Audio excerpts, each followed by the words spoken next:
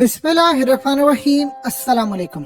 Finally America ने Iran पर हमला कर दिया और ये हमला ईरान पर डायरेक्ट नहीं हुआ, लेकिन ईरान की जो प्रॉक्सीज थी उस पर अमेरिका ने शाम में और इराक में बहुत बड़ा हमला किया। और आप हैरान होंगे कि 30 मिनट में उन्होंने 85 टारगेट हिट किए, यानी 85 हमले किए उन्होंने। और ये 30 मिनट तक वो आए और बमबारी शदीद करते रहे, इतनी शदीद बमबारी करते रहे कि उनकी जानिब से ऐलान जंग हो चुका है कि हम लड़ाई के लिए तैयार हैं, अब ईरान ने जो करना करे। इसमें उन्होंने बहुत सारे लोग मार दिए जो ईरान के बैक पर थे, और इस सारे मामले पर जिन्होंने हालिया अमेरिका के फौजी मारे और उसके बाद उन फौजियों को मारने का जो सिलसिला हुआ, पूरी दुनिया के अंदर अमेरिका की सिक्योरिटी पर सवाल या निशान उठ गया।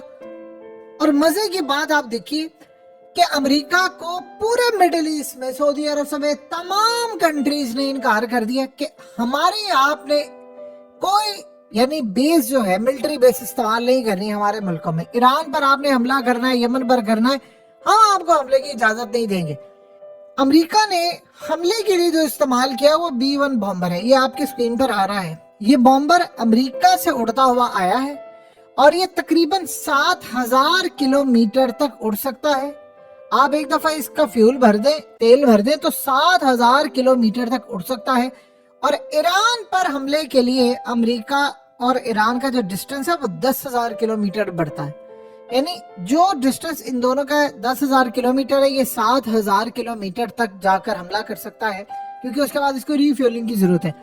अब वो वहां से उड़ता है और उसको रास्ते में इसकी रिफ्यूलिंग की जाती है और वो आता है और आकर शदीद बमबारी करता है। और शदीद बमबारी करने के नतीजे में शाम और इराक में बड़ा हमला करता है।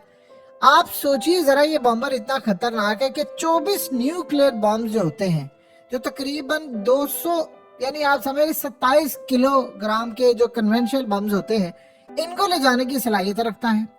और उसके अलावा तकरीबन आप ये समझ लें कि इस तरह ये ऑलमोस्ट 7400 किलोमीटर बगैर रिफ्यूलिंग के ये उड़ सकता है। यानी एक दफा आपने इसको तेल भर दिया तो तकरीबन समझ ले 7500 किलोमीटर तक ये उड़ सकता है। अमेरिका और ईरान का जो डिस्टेंस है वो 10,000 किलोमीटर है। अब हुआ ये कि यहाँ से उड़ा तो तमाम मिलिट्री बेसिस ने इनकार कर दिया कि हमारे यहाँ से कोई तैयारा नहीं उड़ेगा।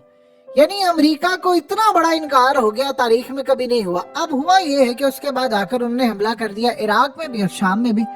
अब ये जो अखाड़ा है, आपको पता है कि लड़ाई का अखाड़ा जो है वो आदि क्लियर है, शाम के मुतालिक तो बिल्कुल क्लियर है।